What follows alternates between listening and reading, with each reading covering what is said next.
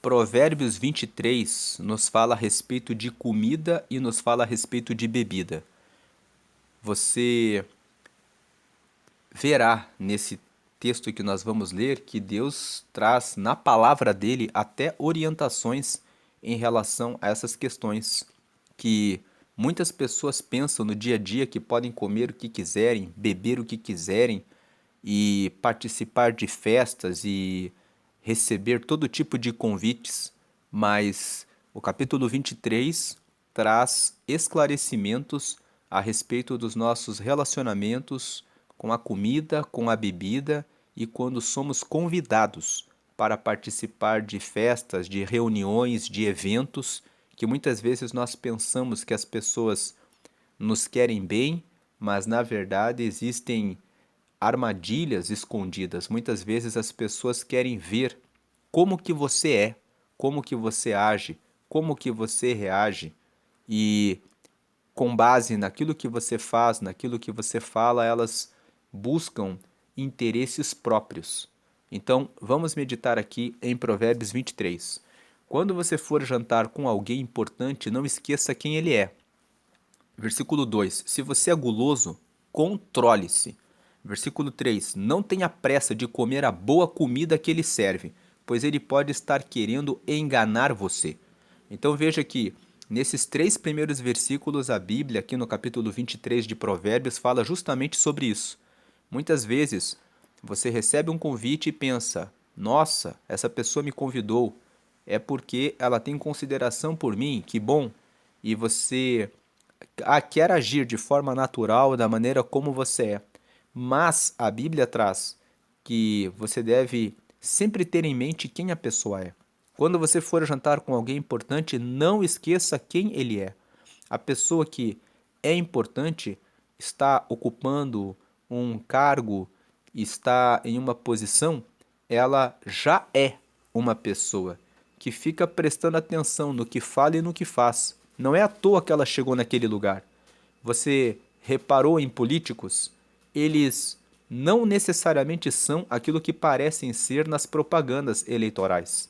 Eles sempre aparecem que são gentis, são pessoas muito corteses, são pessoas que estão sempre dispostas a cumprimentar a todas as pessoas, mas depois que o período eleitoral passa, você vê que a realidade muda.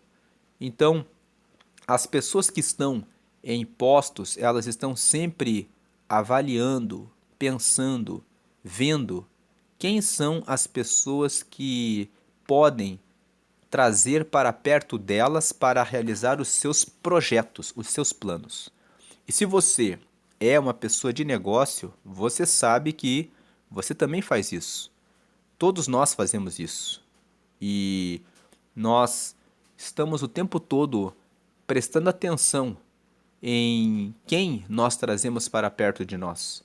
E não é errado fazer isso. Você pode pensar assim: ah, isso é errado. Não é errado. Não é errado porque se nós não prestamos atenção com as pessoas com quem nós nos associamos, nós podemos levar os nossos negócios ao fracasso. É necessário sim realizar avaliação para ver se aquela pessoa pode de fato entrar no nosso grupo empresarial. Imagine que você traz uma pessoa que é gulosa. Uma pessoa que é gulosa, ela não tem autocontrole. Pessoas que não conseguem ter controle em relação à comida, em relação à bebida, nós vamos ver aqui que no capítulo 23 tem vários versículos falando sobre a bebida. São pessoas que, quando o negócio estiver numa situação desafiadora, eles não vão conseguir vencer os desafios. Se a pessoa não consegue ter domínio próprio em relação ao que comer, a ponto de ficar doente. Conheci uma outra pessoa outro dia que estava hospitalizada, tendo que fazer cirurgia no coração, e o motivo da cirurgia era comer em excesso. A pessoa tinha um descontrole emocional e precisava comer, e comer, e comer, e comia pudim, e comia bolos, e comia doces. Estava com diabetes alta e depois começou a comer tantas gorduras que ficou com problemas no coração e estava internado por esse motivo. E quando fomos ali fazer a visita, a nutricionista entrou no quarto e disse: Já tomou o café? E a primeira coisa que essa pessoa disse é: Faltou o açúcar. E a nutricionista respondeu: Mas é justamente disso que nós estamos tratando você. Você não pode comer o açúcar. Então veja que as pessoas, quando nós falamos a respeito de cuidar da alimentação, nós estamos falando a respeito de algo que é bíblico. Veja aqui o texto de 1 Coríntios, capítulo 3, onde Paulo está explicando sobre a importância do nosso corpo. Ele fala aqui nos versículos 16 e 17: Certamente vocês sabem que são o templo de Deus e que o Espírito de Deus vive em vocês. Ele está falando, vocês certamente sabem que o Espírito Santo mora em vocês. Aí o versículo 17: Assim, se alguém destruir o templo de Deus, Deus destruirá essa pessoa, pois o templo de Deus é santo e vocês são o seu templo. Ou seja, se nós destruímos o templo de Deus, se nós destruímos o nosso corpo, comendo em excesso, o Senhor destruirá essa pessoa.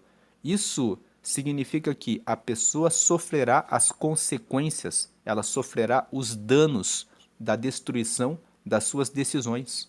Pois o templo de Deus é santo e vocês são o seu templo. Ou seja, o nosso corpo é separado para Deus. A palavra santo significa separado. Deus, ele é separado do pecado. Pecado significa falhar, errar o alvo. O nosso alvo com relação à comida não é comer e comer e comer, mas é ter a energia para podermos cumprir propósitos que são de Deus. E se nós formos aqui em 1 Coríntios, ainda em 1 Coríntios no capítulo 6, nós vamos ver aqui no versículo... Aqui no versículo 9, vamos ler do versículo 9, 1 Coríntios capítulo 6, versículo 9. Vocês sabem que os maus não terão parte no reino de Deus. Não se enganem, pois os imorais, os que adoram ídolos, os adúlteros, os homossexuais, 10, os ladrões, os avarentos, os bêbados, os caluniadores e os assaltantes não terão parte no reino de Deus. Versículo 11, alguns de vocês eram assim, mas foram lavados do pecado, separados para pertencer a Deus e aceitos por Ele por meio do Senhor Jesus Cristo e pelo Espírito do nosso Deus. Versículo 12, alguém vai dizer, eu posso fazer tudo o que quero. Pode sim, mas nem tudo é bom para você. Eu poderia dizer, posso fazer qualquer coisa, mas não vou deixar que nada me escravize. Versículo 13, outro vai dizer, o alimento existe para o estômago, e o estômago existe para o alimento. Sim, mas Deus acabará com os dois. O nosso corpo não existe para praticar a imoralidade, mas para servir o Senhor, e o Senhor cuida do nosso corpo. Versículo 14, pelo seu poder, Deus ressuscitou o Senhor e também nos ressuscitará a nós. Versículo 15, será que vocês não sabem que o corpo de vocês faz parte do corpo de Cristo? Será que eu vou pegar uma parte do corpo de Cristo e fazer com que ele seja parte do corpo de uma prostituta? É claro que não. Aqui, Paulo está falando sobre vários assuntos. Ele fala que nós fazemos parte do corpo de Cristo. Aqui, no versículo 15, ele está ensinando o povo de Corinto a não se envolver com o adultério, com a prostituição. Mas, dentro desse mesmo assunto em que ele está explicando a respeito do nosso corpo, ele fala a respeito da bebida, ele fala a respeito da comida, no versículo 13, sobre o alimento. Que alguém vai dizer, o alimento existe para o estômago, então eu vou comer e comer e comer. Esse texto mostra que a questão da comida, a questão da bebida, também é uma questão que as pessoas não têm controle em relação a isso e podem adoecer e ser destruídas por não cuidarem da sua da sua da sua gula. A gula é um pecado que revela falta de controle, que revela questões emocionais que precisam ser tratadas. Retomando Provérbios 23, o versículo 4 fala: Não se mate de trabalhar tentando ficar rico. 5. Nem pense demais nisso, pois o seu dinheiro pode sumir de repente, como se tivesse criado asas e voado para longe como uma águia. Esses versículos 4 e 5 dizem para você não ficar com o seu coração preso na riqueza. Você deve ficar com o seu coração ligado ao reino de Deus, porque o reino de Deus é eterno e a riqueza de ter o relacionamento com Deus, ela nunca se perde. Aqui uma pergunta: você já aceitou a Jesus? Você pode ser muito rico, pode ser muito bem-sucedido, mas se você não aceitou a Jesus, você não vai herdar o reino de Deus. E haverá um dia em que, por mais que você seja rico, você vai deixar essas riquezas para outras pessoas. Mas há uma riqueza que Deus oferece para mim e para você que nunca se perde, que é você receber a Jesus. Quando você recebe a Jesus, você terá a maior riqueza dessa vida. Com ele você recebe o Espírito Santo. E com o Espírito Santo você tem uma vida que é completa nas suas emoções, nos seus sentimentos, na sua vida espiritual e faz de você um homem melhor, uma mulher melhor para ajudar o próximo e frutificar no reino dele. Se você ainda não aceitou a Jesus, você pode aceitá-lo fazendo uma pequena oração. Faça essa oração comigo. Diga assim: Senhor Jesus, eu te aceito como meu único Senhor e Salvador. Escreve o meu nome no céu, no livro da vida, e me dá o teu Espírito Santo para te seguir nessa terra até a eternidade. Amém. Com essa oração você pediu para Jesus ser o teu Senhor. Então hoje você vai começar a colocar toda a sua vida na mão de Deus e pedir orientação a Ele sobre decisões para fazer o bem. Você reconheceu que tem pecados e por isso reconhece que Jesus é o teu Salvador. Ele te salva dos seus pecados. O sangue dele derramado na cruz foi para isso, para salvar a humanidade dos pecados. Você também pediu para escrever o seu nome no livro da vida, que é um livro que fica no céu, onde estão anotados os nomes dos que receberam Jesus. E por último, você pediu para ele dar o Espírito Santo, que é o próprio Espírito de Deus, que guia você para acertar o caminho para o reino dele. E agora você deve começar a orar todos os dias, agradecendo a Deus pelo seu dia, pelas suas refeições, por aquilo que você tem, pelo seu trabalho, pela sua família, e procurar uma comunidade de fé onde você possa ter comunhão com outros que servem a Deus e se batizar nas águas. Procure informações sobre o batismo em águas e depois participe da ceia. A ceia é o momento em que as pessoas comem um pão que é partido e um cálice com suco de uva. O pão partido simboliza a partícula do corpo de Jesus e o cálice simboliza o sangue dele derramado na cruz por todos nós. Isso traz comunhão com o corpo de Cristo. Então, os versículos 4 e 5 falam para não ficar com o coração na riqueza. Os versículos 4 e 5 não condenam a riqueza. Você deve buscar prosperidade, sim. Nós fomos chamados por Deus para frutificar. Se você olhar na natureza, uma macieira, uma mangueira, você nunca vai ver uma macieira e uma mangueira dizendo assim: eu já produzi 30 maçãs, então eu vou parar de produzir. Por quê? Eu já produzi uma maçã por dia. Você nunca vai ver uma mangueira dizer: eu já produzi 30 mangas, então agora eu não vou fazer mais nada. Mas você vê pela natureza que ela sempre está prosperando e crescendo. Então, quando nós olhamos para a criação, em que tudo sempre está em evolução, em desenvolvimento, em crescimento, Deus também chamou a mim e a você para estar em evolução, em crescimento, em desenvolvimento. Isso aqui traz uma questão para quem está acomodado no mesmo trabalho há muitos anos, que não está pensando em prosperar, que não está pensando em avançar, em crescer, em alcançar algo mais. Se você nunca pensou nisso, reflita, olhando para a natureza, para tudo que Deus faz.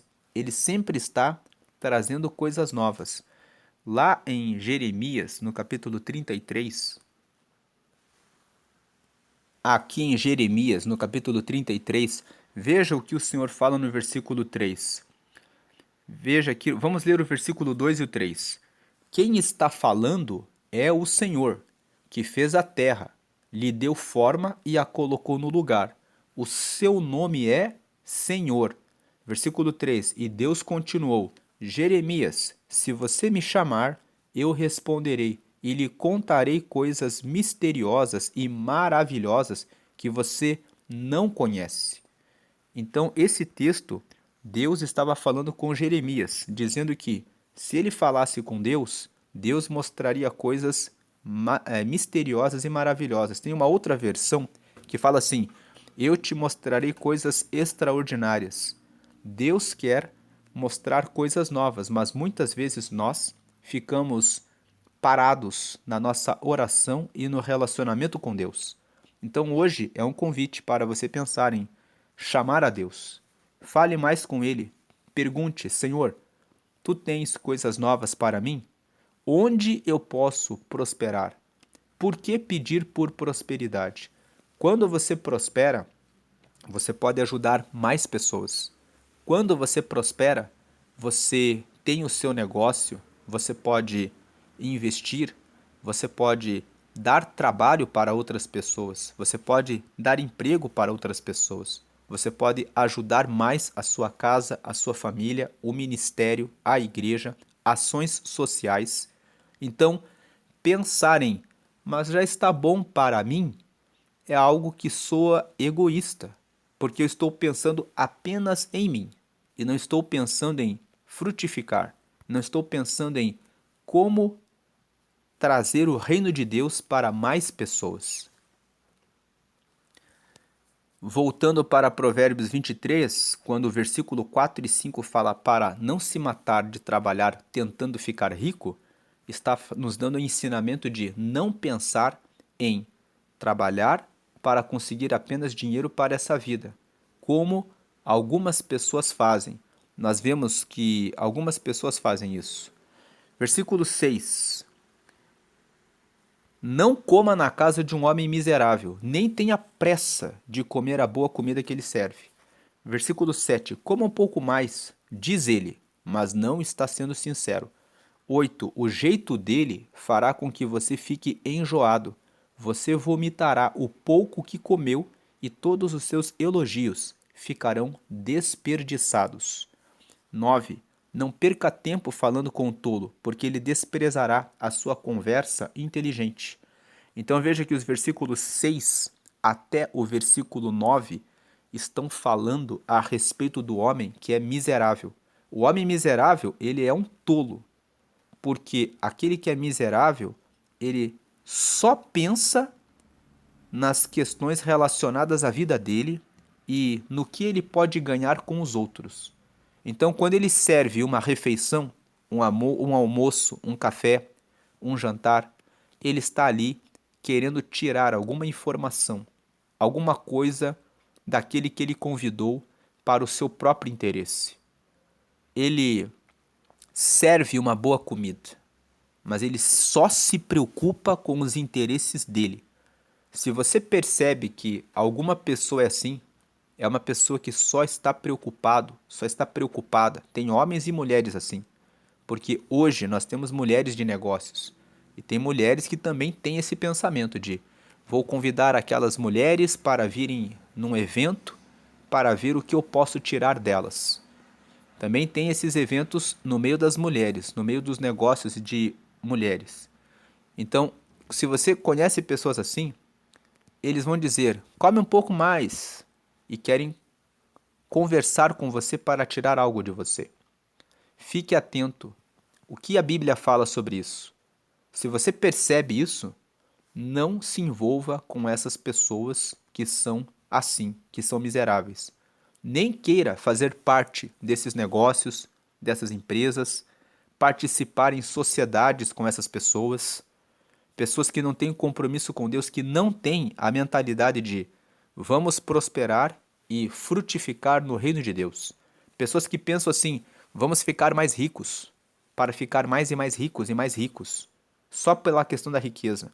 Versículo 9: não perca tempo falando com o tolo, não perca tempo falando com eles, porque ele desprezará a sua conversa inteligente, ele desprezará o que você fala sobre o reino de Deus, ele desprezará tudo o que você fala a respeito do reino de Deus, sobre multiplicar, frutificar, abençoar pessoas, alcançar o reino de Deus, buscar o Espírito Santo.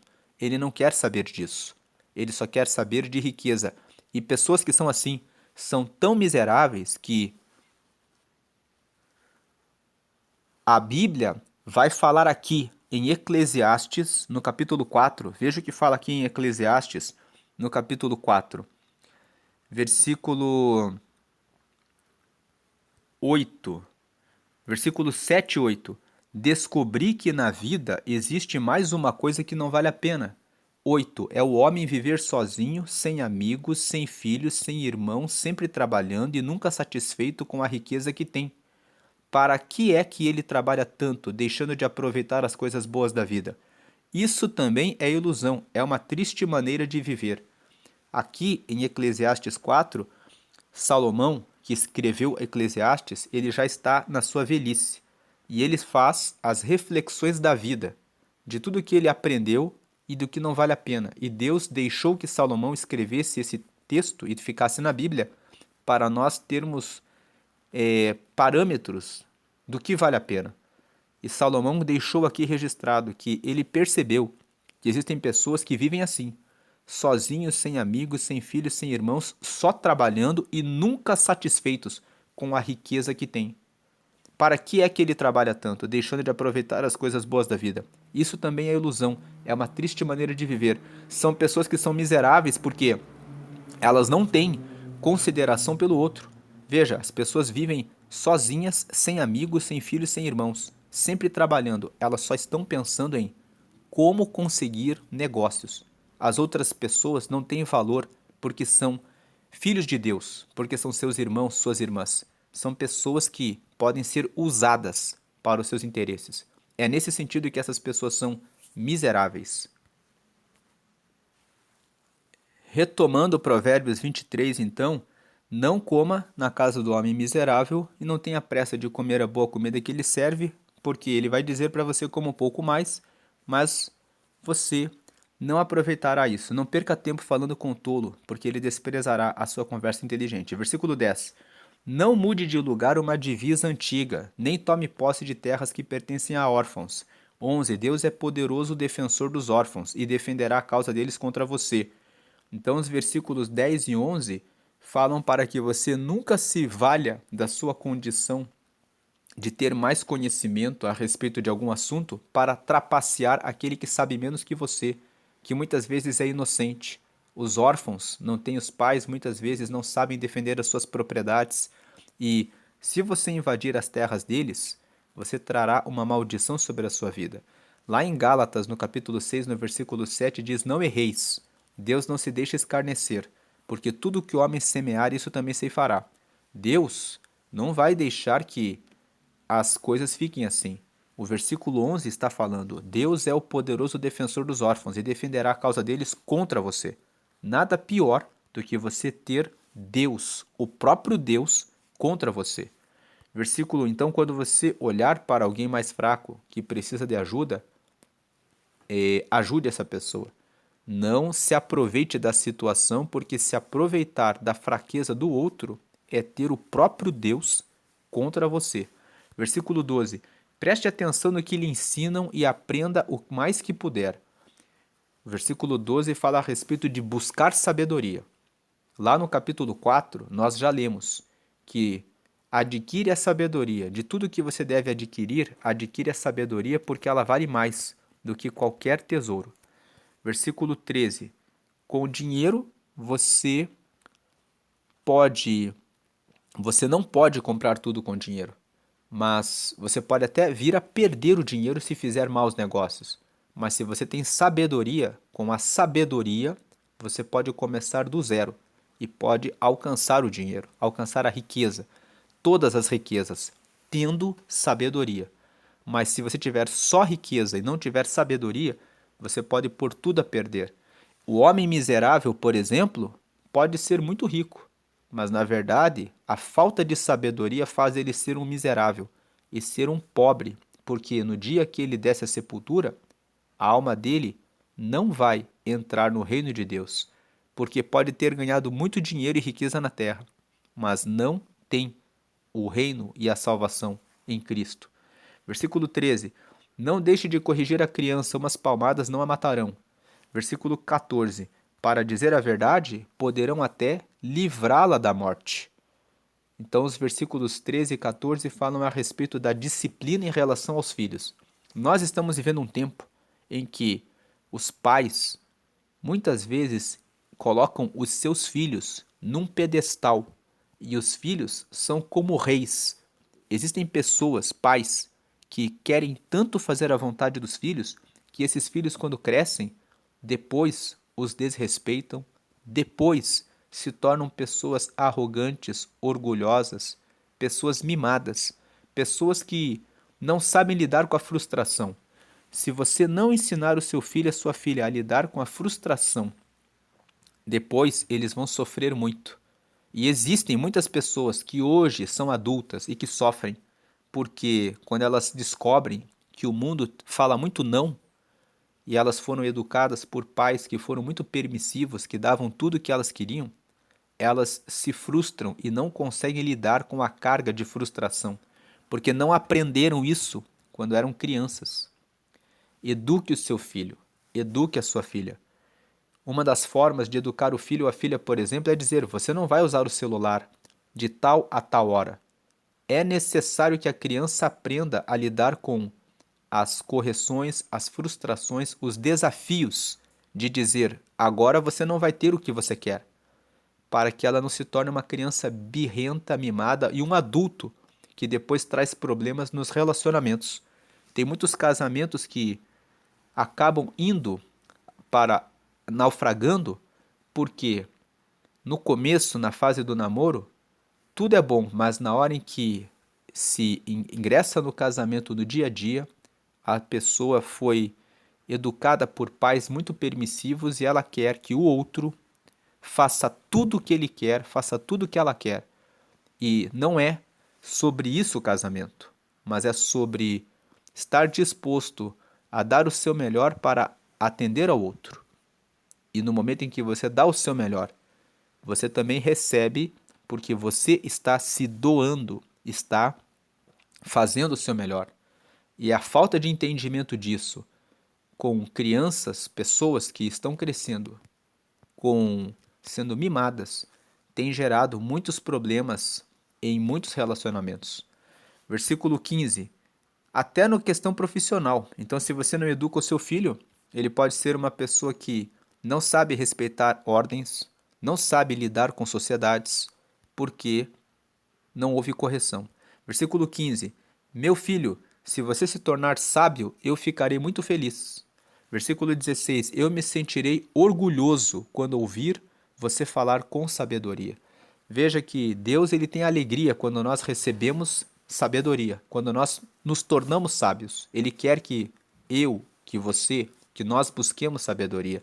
Ele realmente fica orgulhoso quando nós aprendemos dele e queremos aprender dele. Voltando no versículo 13 e 14, o próprio Deus corrige os seus filhos. Veja o que está escrito aqui em Hebreus.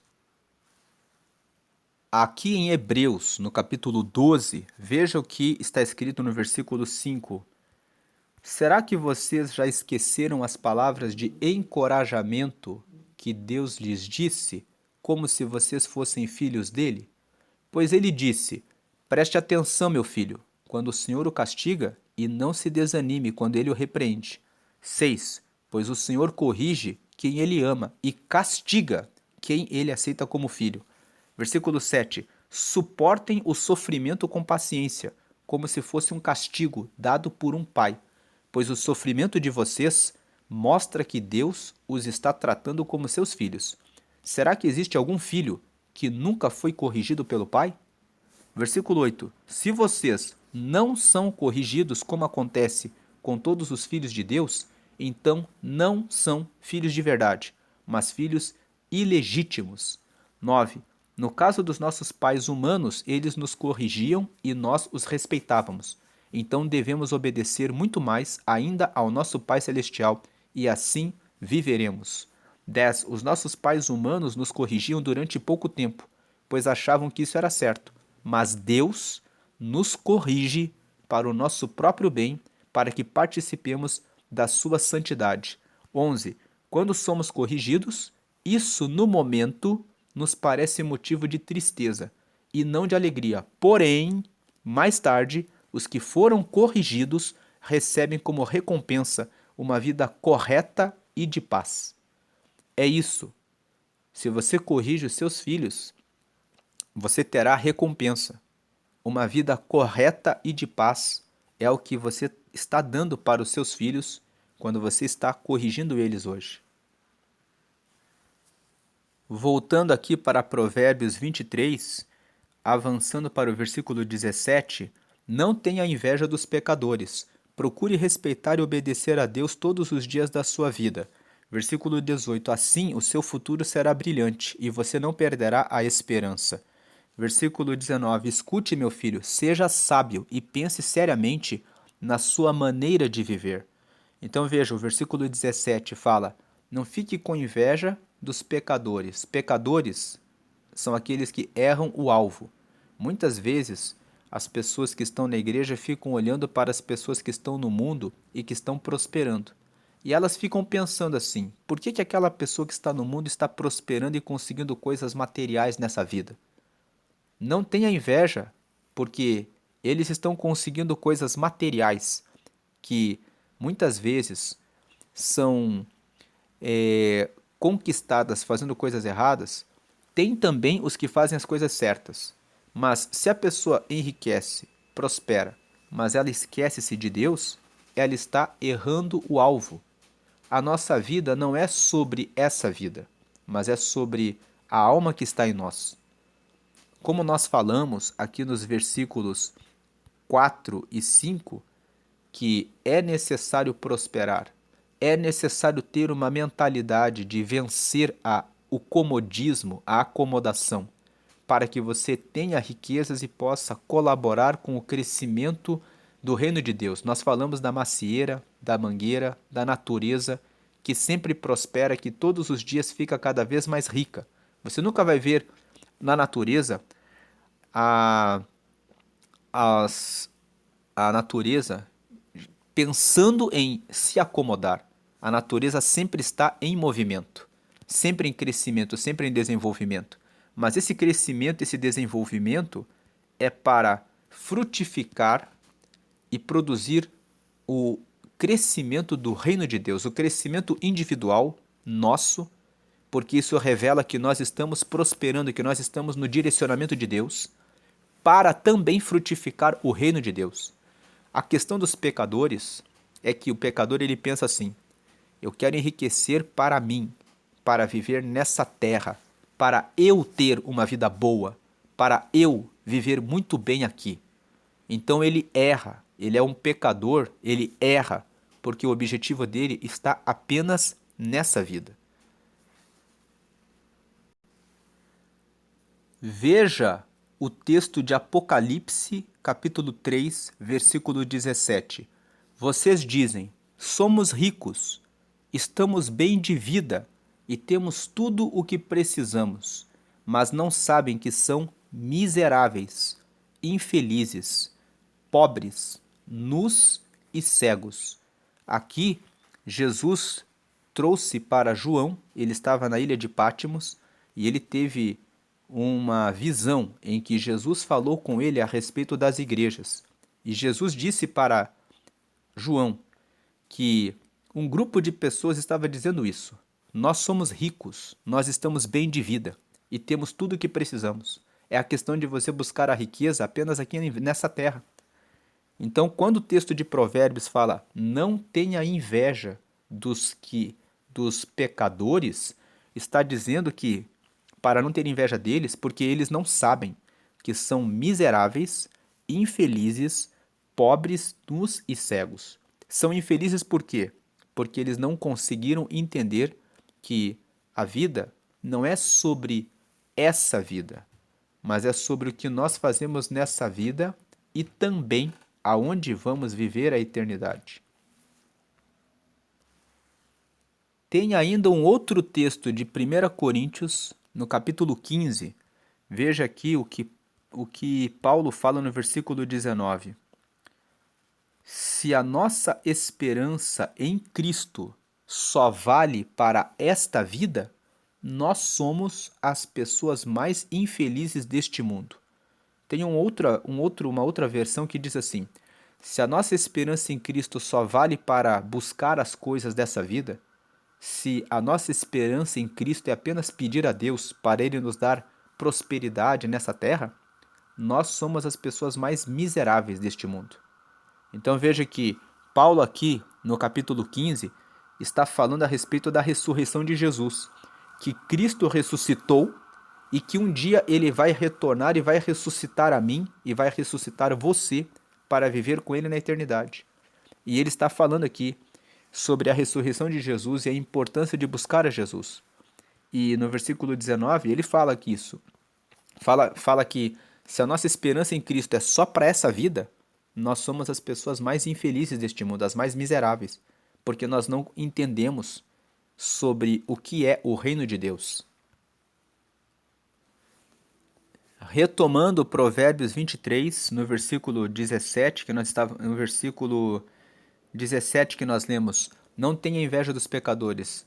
Procure respeitar e obedecer a Deus todos os dias da sua vida, assim o seu futuro será brilhante e você não perderá a esperança.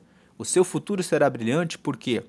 Porque pode ser que no meio da vida surjam crises, dificuldades, e por mais que você tenha todo o dinheiro do mundo, todos passam por problemas.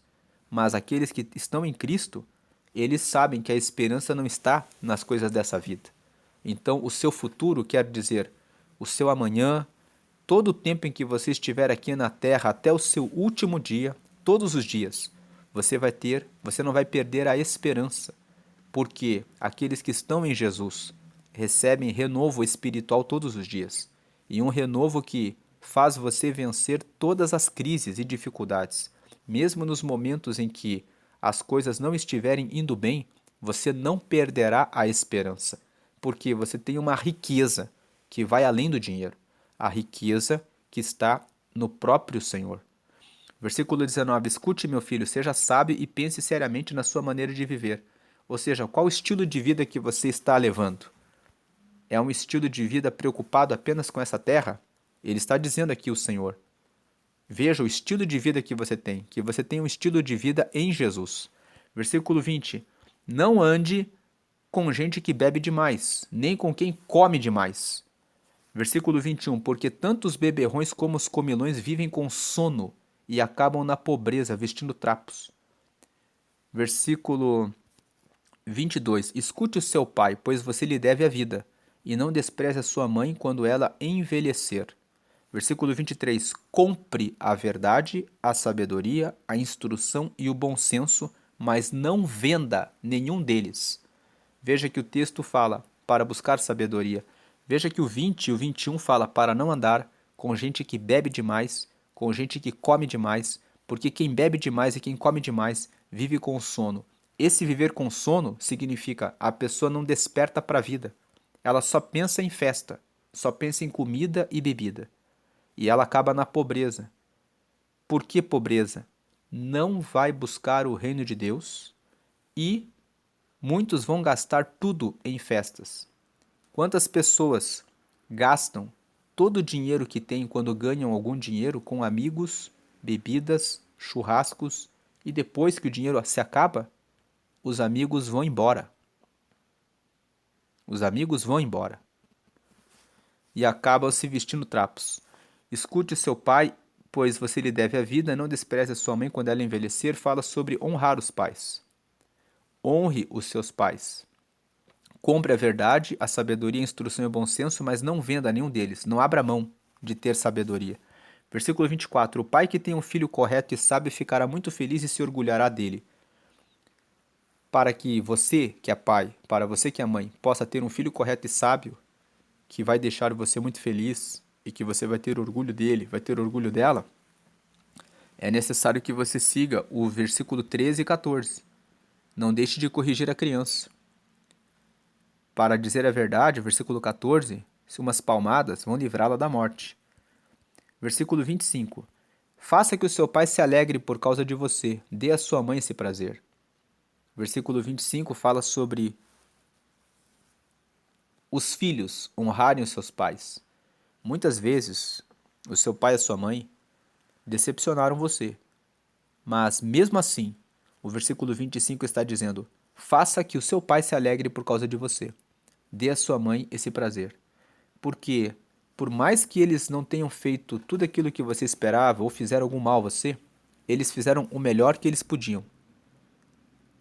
Ressignifique aquilo que foi feito. Ressignificar significa dar um novo significado. Quando você passou por alguma situação ruim, naquele momento pode ter marcado a sua vida. Mas ressignificar significa olhar agora que você pode olhar de novo o que ocorreu no passado. Olhe com um novo olhar. Pense. Ele fez o que ele conseguia fazer naquele momento. Mesmo que a pessoa tenha feito algo ruim, o seu pai e sua mãe para você, naquele momento que ele fez isso, que ela fez isso, era o melhor que ele ou que ela conseguiam fazer naquele momento em razão das circunstâncias que eles estavam vivendo. Então, entender isso ajuda a ressignificar a situação, a olhar e dizer assim: eles fizeram errado, mas eu os perdoo. Fala sobre você, sobre a sua decisão, sobre quem você é. É isso que o versículo 25 convida a cada um de nós a pensar, a perdoar os nossos pais, quando eles fizeram alguma coisa errada, que realmente estava errado. Versículo 26. Meu filho, preste bem atenção no que eu digo e siga o exemplo da minha vida. Versículo 27. As prostitutas e as mulheres imorais são uma armadilha perigosa e sem saída. Versículo 28. Como ladrão, elas esperam pelas suas vítimas e tornam muitos homens infiéis. Veja que o versículo 27 e 28 falam que se envolver com prostituição, com promiscuidade, com adultério, com fornicação, com pessoas que são imorais com relação à sua vida sexual, com relação à sua intimidade, faz com que a pessoa caia numa armadilha perigosa e sem saída. Por que uma armadilha perigosa e sem saída? Essa questão relacionada à intimidade gera a liberação de muitos hormônios e que gravam no cérebro da pessoa aquelas experiências. E uma vez que a pessoa cai nesse mundo, ela tem dificuldades depois de conseguir produtividade. Existem pesquisas que mostram que pessoas que ficam mergulhadas em pornografia e também em sexo casual e em relacionamentos promíscuos vão perdendo o sentido e a compreensão da vida. Muitas dessas pessoas ficam olhando para as outras pessoas como se elas fossem pedaços de carne e elas não conseguem viver em paz, estabelecendo relacionamentos saudáveis com outras pessoas. Elas estão sempre tirando a roupa das outras pessoas no pensamento. Elas estão sempre pensando, imaginando coisas ilícitas, pensando coisas que acabam atrapalhando o relacionamento delas com outras pessoas, relacionamentos profissionais, relacionamentos na faculdade, relacionamentos na igreja. Por quê? Porque se deixaram levar por isso. Se você tem acesso a um conteúdo pornográfico, se você recebeu o convite de uma mulher casada que para sair com ela, se você recebeu o convite de um homem casado para sair com ele, fuja dessa cilada. A pessoa pode ser uma pessoa que atrai você, Mas é justamente isso que é a armadilha. Assim como um passarinho, ele vê o alpiste e ele é tentado para aquela comida e ele não vê a cilada, ele fica preso na arapuca, assim também você pode ser tentado nessa armadilha. Você vai cair ali e muitas pessoas ficam presas nisso. Pessoas que dizem: me envolvi com aquele homem e agora não consigo sair disso, porque estou apaixonada por ele. Na verdade, a pessoa está com o sentimento enganado. Ela acha que está apaixonada, porque na verdade são pensamentos que estão corrompidos. É nisso que está a armadilha. É nisso que está a armadilha. A pessoa que se envolve com um amante, uma amante, ela fica: agora eu não sei quem eu amo mais, se a minha esposa ou se a minha amante. A mulher diz: não sei mais se prefiro o esposo ou o amante. Por quê? Porque fica com confusão em relação às emoções, aos sentimentos, em razão da liberação de muitos hormônios e que trazem confusão. O pecado é uma armadilha porque traz a confusão. Como um ladrão, elas esperam pelas suas vítimas e tornam muitos homens infiéis. A, a pessoa que gera a tentação, ela quer justamente tirar a sua fidelidade. Versículo 29, quem é que grita de dor? O versículo 29 até o versículo 35 são os últimos versículos de Provérbios 23, falam a respeito de quem bebe, que a pessoa que bebe fica gritando de dor, passa por muitos sofrimentos por causa da entrega à bebida. Vamos ler aqui. 29. Quem é que grita de dor? Para quem são as tristezas? Quem é que vive brigando e se queixando? Quem é que tem os olhos vermelhos e ferimentos que podiam ter sido evitados? 30. É aquele que bebe demais e anda procurando bebidas misturadas.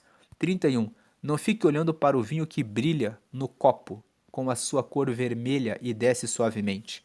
32. Pois no fim ele morde como uma cobra venenosa. 33. Você verá coisas esquisitas e falará tolices. 34. Você se sentirá como se estivesse no meio do mar, enjoado, balançando no alto do mastro de um navio. 35. Então você dirá: alguém deve ter batido em mim. Acho que levei uma surra, mas não lembro. Por que não consigo levantar? Preciso de mais um gole. Então, o capítulo 23 de Provérbios, ele termina falando a respeito da questão da bebida. Ele começa falando a respeito da comida, começa falando para controlar a gula, fala a respeito de convites de pessoas que são miseráveis, que na verdade só convidam os outros para comer porque ficam vendo, buscando qual interesse que elas podem ganhar com essas pessoas. E também fala que a pessoa que se entrega para a bebida, o versículo 20 aqui, não ande com gente que bebe demais, nem com quem come demais. Versículo 21, porque tanto os beberrões como os comilões vivem com sono e acabam na pobreza vestindo trapos. Porque pessoas que vivem sem controle em relação à comida e em relação à bebida são pessoas que estão sem domínio próprio, são pessoas que se entregam facilmente, são pessoas que não têm resistência, resiliência, fortaleza mas se entregam facilmente a prazeres. Quem não tem controle, domínio em relação à comida, em relação à bebida, muitas vezes cai também na pornografia, na prostituição. E por isso, quando você santifica a sua vida e coloca ela em jejum, em oração, em consagração, a tua capacidade, a tua força, a tua resistência em relação ao pecado, em relação à comida, em relação à bebida, em relação à prostituição, em relação ao adultério, em relação a todas essas coisas, fica mais fortalecida, porque você passa a ter um domínio em relação à sua própria vontade. O próprio ato de jejuar é um ato em que você se abstém propositalmente, intencionalmente. Você mesmo diz para a sua carne: você vai ficar privado de alimento, porque eu estou colocando essa regra. E o seu cérebro, o seu corpo, ele passa a respeitar você, porque você está no controle, no domínio da sua vida.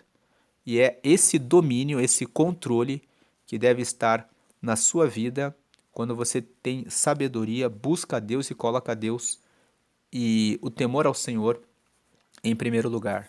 Vamos agradecer por essa palavra, Senhor, te agradecemos pela meditação de Provérbios 23 e pedimos que o Senhor venha abençoar a cada uma das pessoas que participou dessa meditação. Que o Senhor ajude, se alguém está passando por alguma crise, com muitos doces, com muita comida, ou de repente está mergulhado em bebida, ou talvez em algum tipo de droga, muitas vezes tomando medicamentos com tarjas pretas e coisas que são muito difíceis. Eu peço que o Senhor venha abençoar e ajudar essa pessoa a ter o autocontrole, o autodomínio, que essa pessoa receba o teu Espírito Santo para que receba paz, para que receba prosperidade na sua vida espiritual e também na sua vida financeira e na sua vida conjugal, familiar, sentimental, emocional. Que o Senhor venha derramar a tua bênção e derramar uma multiplicação da tua abundância em todos os sentidos e aspectos da vida de todos, para a glória do Pai, do Filho e do Espírito Santo. Oramos agradecidos hoje e sempre. Amém.